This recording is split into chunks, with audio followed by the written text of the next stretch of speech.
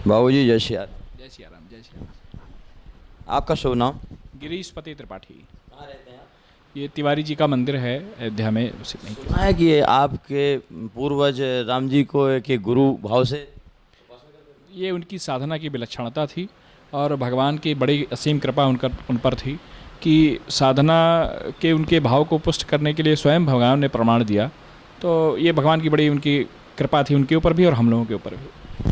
अभी आपने आज जो भाईचारा विकासधारी चैनल स्वीकार किया है और देश में शांति सौहार्द का माहौल बनाने के लिए आप आने वाली इस नई पीढ़ी के लिए क्या संदेश देना चाहेंगे?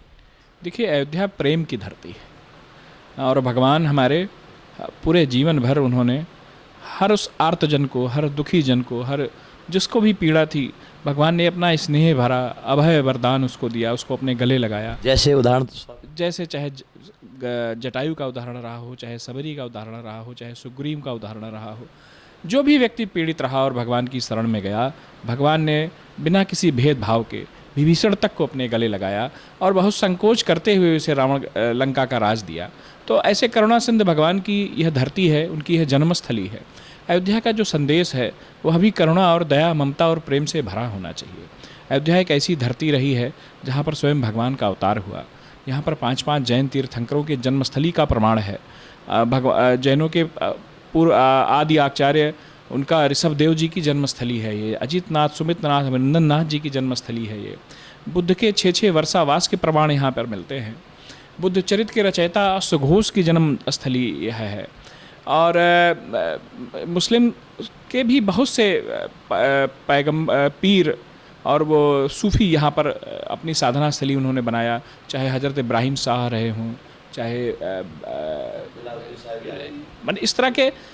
अयोध्या एक ऐसी धरती रही है जिसने भी अध्यात्म और धर्म की ऊंचाइयों को छूना चाहा हो, चाहे जिस भी धर्म का रहा हो, उसको अयोध्या की धरती को अपने मत्थे पर लगाना पड़ा, अपने सर पे लगाना पड़ा। तो अयोध्या वह धरती है जो सभी धर्मों को एक साथ चलने का और अपनी धार्मिक ऊंचाइयों को प्राप्त करने का और साथ साथ रहने का संदेश देती है।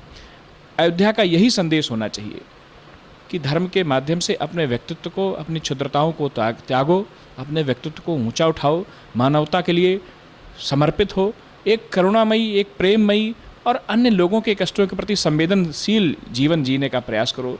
यही अयोध्या का संदेश है जो दुनिया को जाना चाहिए और आज की पीढ़ी को जाना चाहिए, आज के लोगों को जाना चाहिए कि अयोध्या ये पूरी दुनिया के लिए, पूरी दुनिया के सभी प्रमुख धर्म एक ही शहर में, एक ही नगर में कैसे साथ साथ रह सकते हैं, यह भी अयोध्या सिखाती है और अपनी करुणा और प्रेम सिखाती है। हम चाहेंगे, आप देख रहे हैं आजकल कुछ स्वार्थी तत्व ऐसे भाषण देकर समाज में एक सद्भावना के अमृत में जहर घोल देते हैं। ऐसे भाषणों से जनता कैसे सावधान हो और अपने विवेक से देश में शांति का माहौल बनाए रखे और देश को विकास की ओर हम लोग आगे ले चलें, इसके लिए आप क्या कहना चाहें? देखिए, अयोध्या ने सदैव ऐसे लोगों को नकारा है। अयोध्या में जो इस तरह के अतिवादी लोग रहे, कभी मुख्य धारा में नहीं रहे हैं। अयोध्या तो ये एक प्रकार से कहिए कि आपके चाहे गुरुजी रहे हों श्री रामहर्षण दास जी, चाहे राम मंगल दास जी रहे हों, चाहे कोठे वाले महात्मा जी रहे हों, चाहे ब्रह्मचारी जी रहे हों, ये लोग ऐसे दीनबंधु लोग थे कि जिनके पास जो भी पीड़ा से पहुंच गया, उन लोगों ने उसके दैहिक दैविक भौतिक तापों को समन करने का प्रयास किया। उन्होंने कभी, अयोध्या के जितने भी महापुरुष हुए, उन्होंने कभी कोई संकीर्णता नहीं दिखाई, कोई धर्म और जाति के आधार पर भेद नहीं किया, कभी किसी वर्ग के आधार पर भेद नहीं किया। और हमारे कनक भवन सरकार बैठे हुए हैं, हनुमान जी हनुमानगढ़ी में बैठे हुए हैं, चाहे कोई व्यक्ति, चाहे जिस धर्म, चाहे जिस जाति का हो, चाहे जिस वर्ग का हो, चाहे जिस आय वर्ग का हो, उनके पास जाता है, एक समान करुणा से सबको दर्शन देते हैं बिना किसी भेदभाव के। तो अयोध्या तो सदा ऐसे लोगों को नकारती रही है और अयोध्या महापुरुषों की धरती रही है और महापुरुष कभी संकीर्ण नहीं हो सकते, कभी क्षुद्र नहीं हो सकते, कभी अपने किसी एक अस्मिता या किसी एक पहचान के लिए आग्रही नहीं हो सकते। तो अयोध्या का तो यही संदेश बार बार जाना चाहिए कि जैसे हमारे प्रभु करुणावान हैं, जैसे हमारे प्रभु करुणामयी हैं, जैसे उनके तमाम पार्षद, तमाम उनके सेवक यहाँ पर महापुरुष हुए हैं, वो करुणामयी और करुणावान हैं, उसी तरह से भगवान को मानने वाले, हिंदू धर्म को मानने वाले और भारत के निवासी उसी करुणा और उसी प्रेम से संदेश लेना चाहिए और उसी को अपने जीवन में उतारना चाहिए। बहुत बहुत धन्यवाद।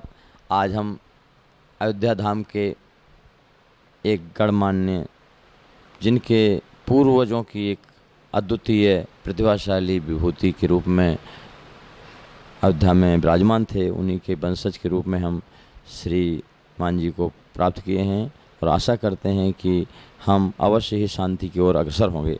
धन्यवाद। जय श्री राम।